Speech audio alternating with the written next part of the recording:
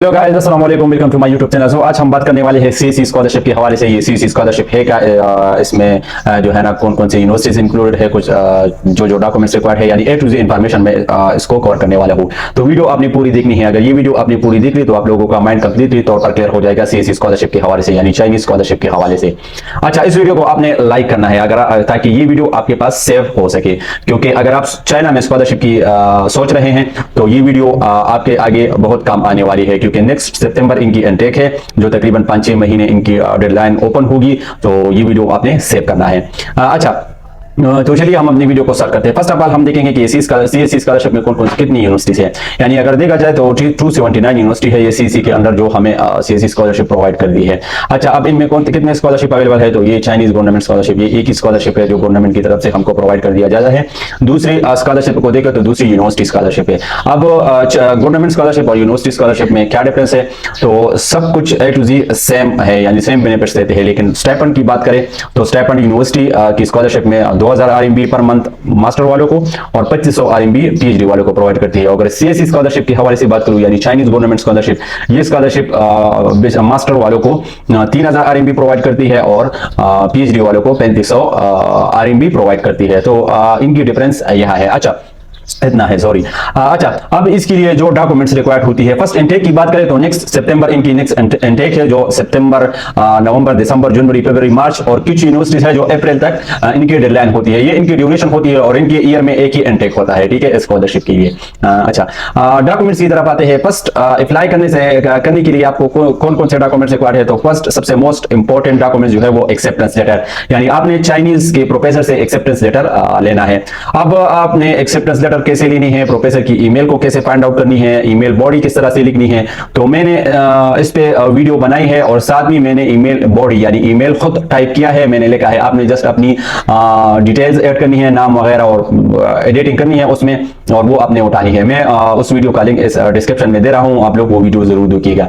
आप लोगों को समझ आ जाएगा कि आप लोगों ने प्रोफेसर कहां से फाइंड आउट करनी है, यूनिवर्सिटी कहां से फाइंड आउट करनी है, सीएससी के अंडर जो यूनिवर्सिटी है उस यूनिवर्सिटी को कैसे फाइंड आउट करना है, प्रोफेसर की ईमेल को कैसे फाइंड आउट करना है। तो एक्सेप्टेंस लेटर से रिलेटेड सारी इंफॉर्मेशन उसमें मेंशन है। अच्छा, दूसरी बात करते हैं पासपोर्ट कॉपी की। तो आपके पास पासपोर्ट होना चाहिए, यानी 2 साल आपका वैलिड पासपोर्ट होना चाहिए, ठीक है। एक्सपायरी डेट 2 साल यानी आपके पासपोर्ट में होनी चाहिए। अच्छा, तीसरा आपको जो है ना रिसर्च प्रपोजल चाहिए, और चौथा आपको इंग्लिश प्रोफिशिएंसी सर्टिफिकेट चाहिए। अब कुछ यूनिवर्सिटीज है जिसमें आइल्स रिक्वायर्ड है, कुछ यानी ज्यादातर यूनिवर्सिटीज है जिसमें आइल्स रिक्वायर्ड नहीं है, तो आपको इंग्लिश प्रोफिशिएंसी सर्टिफिकेट को सबमिट करेंगे, वही आप लोगों को जरूरत होगी।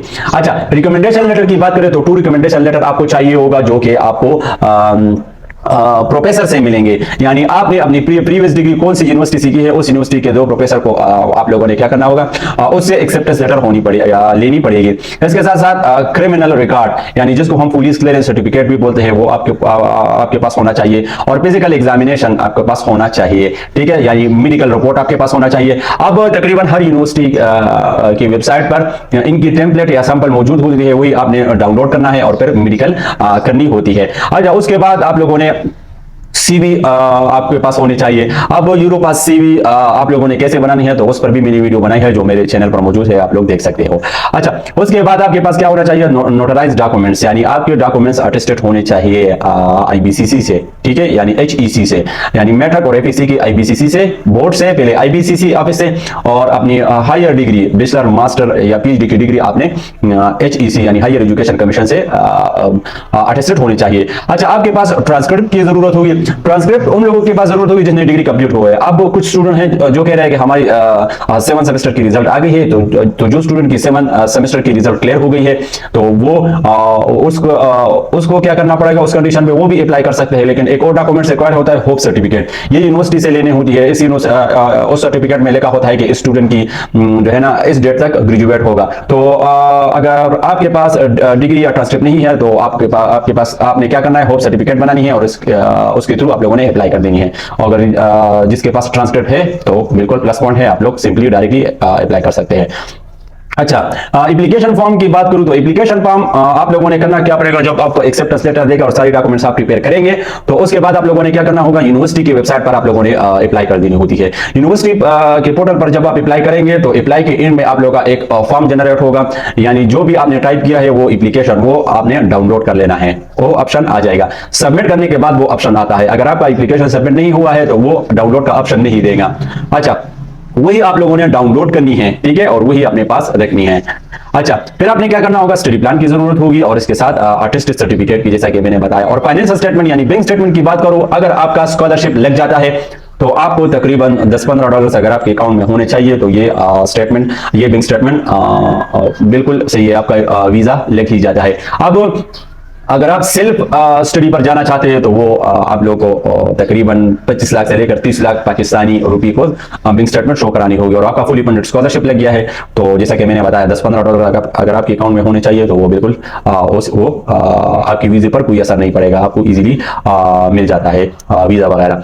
अच्छा, फिर ये सारे डॉक्यूमेंट्स इंक्लूडिंग एप्लीकेशन फॉर्म, सही है, आपने क्या करना है, ये थे यूनिवर्सिटी के पोर्टल, ये जहन में याद रखिएगा कि यूनिवर्सिटी के पोर्टल पर आपने जस्ट एडमिशन के लिए अप्लाई कर देना है। उसके बाद आप ये सारे डॉक्यूमेंट्स को उठाएंगे इंक्लूडिंग एप्लीकेशन फॉर्म, ठीक है, जो जनरेट हुआ है आपने एडमिशन करने के दौरान।